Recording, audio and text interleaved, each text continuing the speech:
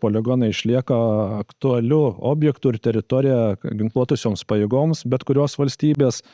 Kaip pavyzdys, Latvija nuo seno turėjo 3 Baltijos valstybėse didžiausią adažių poligoną, bet netgi ir tai yra didinamas ir steigiami šalia kiti, galbūt mažesni poligonai, bet tai yra didinama teritorija. Estija turi savo poligoną irgi regione.